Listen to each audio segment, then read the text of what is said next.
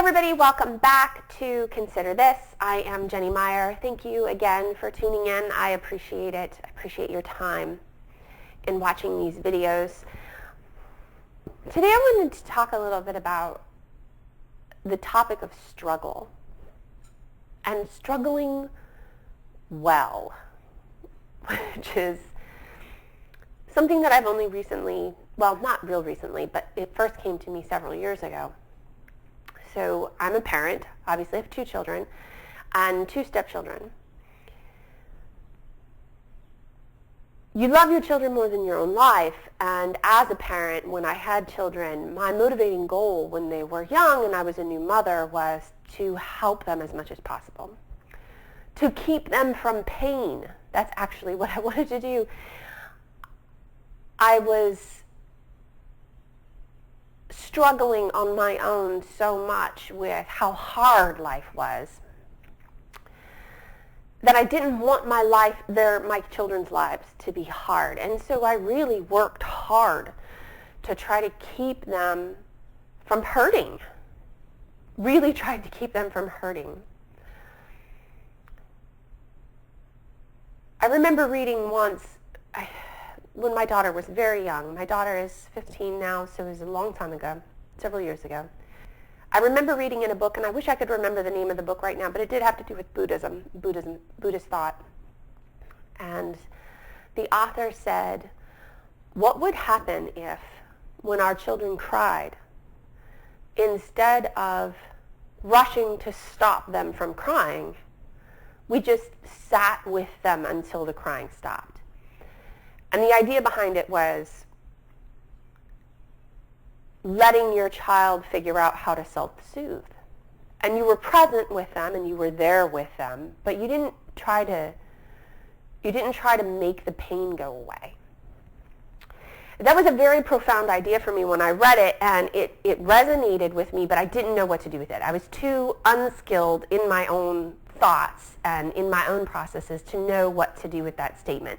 But as I've continued to grow as a parent, as a woman, as an adult, as a human being, what I've really come to understand is that struggle is a necessary part of life. Not just a part of life.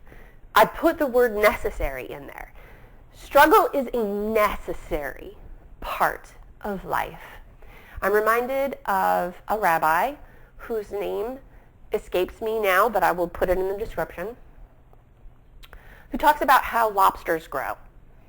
And so the lobster grows because the tissue inside of his body starts to push on the shell, on the outer shell of his like exoskeleton, of his skeleton.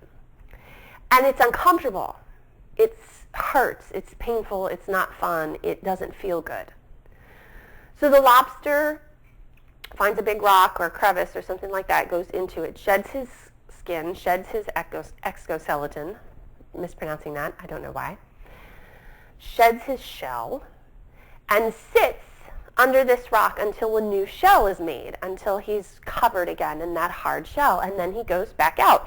And he stays in that new shell that's a little bit bigger until his body grows to fill that one up, and then it's uncomfortable and not fun, and then he does it again and again and again and again. And that is the most beautiful metaphor ever, because it's really true. We need uncomfortable. We need pain. We need hard times. We need struggle if we are going to actualize our potential. If we are going to become better people, we need to go through difficult situations. I'm going to say that again. Regardless of goals, what kind of life you want to have, what you're trying to achieve, this has nothing to do with any of that. In order to become a better person, you have to go through struggle.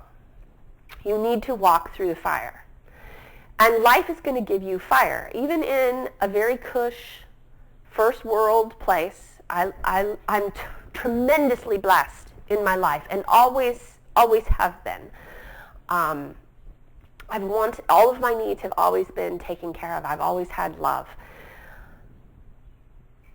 But life still gives you struggle. So even in the most cush life ever, life is going to give you something to tackle, some problem, some heartache, some issue, some pain that you're going to have to walk through.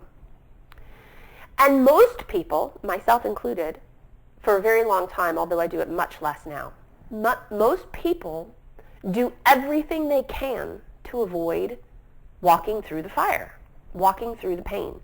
They avoid it, they don't talk about it, they distract themselves, and it's really easy to distract yourself now. We've got Facebook and YouTube and Instagram and Twitter and Netflix and chill and all kinds of things. Even in quarantine, it's easy to distract yourself.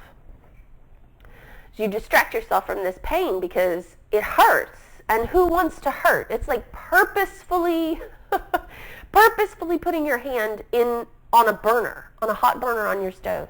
I had a mentor, spiritual mentor once, who told me, she used to say, it's very rarely that a person gets up in the morning, reads the newspaper, and then decides that they're going to go jump into the fiery pits of hell. Most people don't do that deliberately. Here's the thing. When you do it deliberately, you grow faster, the pain doesn't last as long, and you get more blessing out of it. Let me say that again. If you do it on purpose, if you intentionally jump into the pain, you grow faster, the pain doesn't last as long, and you get more blessing out of it. That sucks on one level, but on another level, it's so empowering to know that. And when you begin to engage in it, the experience shows you that it's true. Some pain is really hard to deliberately walk into. It challenges you on a personal level that's so deeply rooted in fear that you probably don't even know where it comes from, like a deep, deep fear. Everything in your body says, screaming, run away.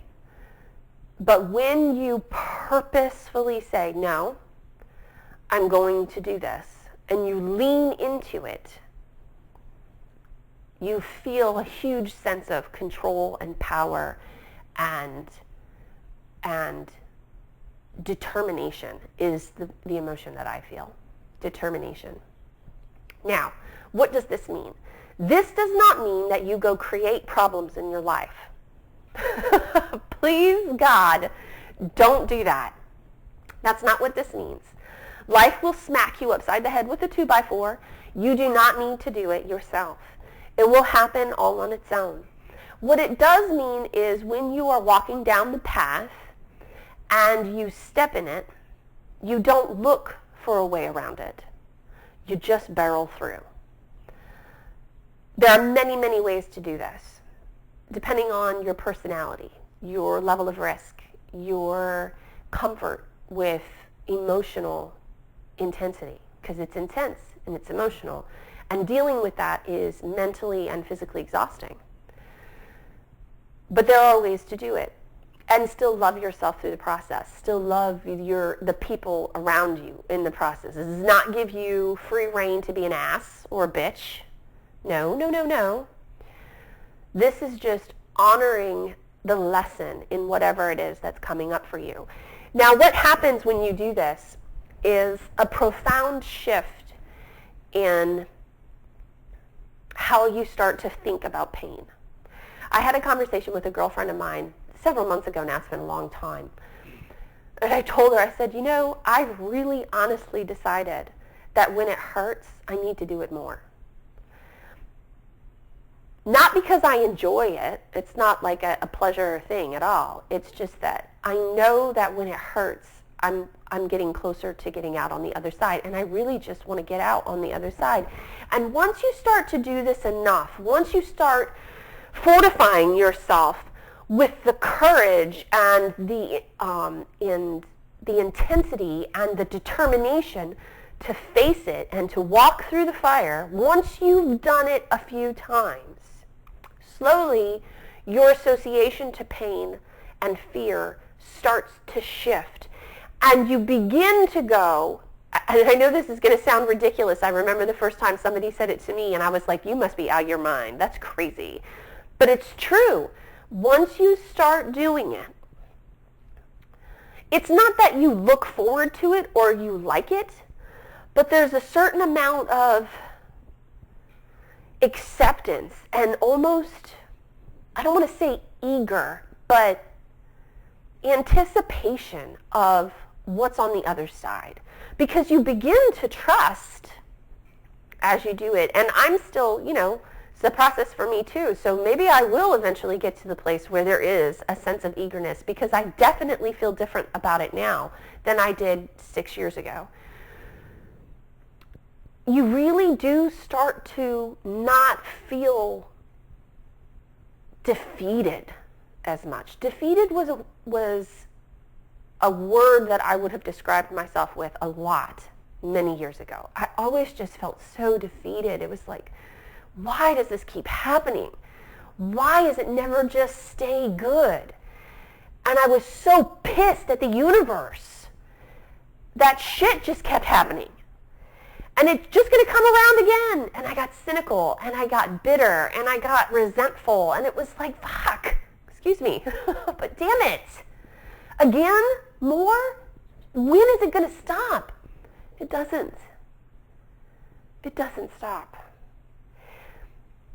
And when you start engaging with it from that place of purposefully walking into it, it comes to you, there's a problem, there's an issue, there's a hurt, it hurts.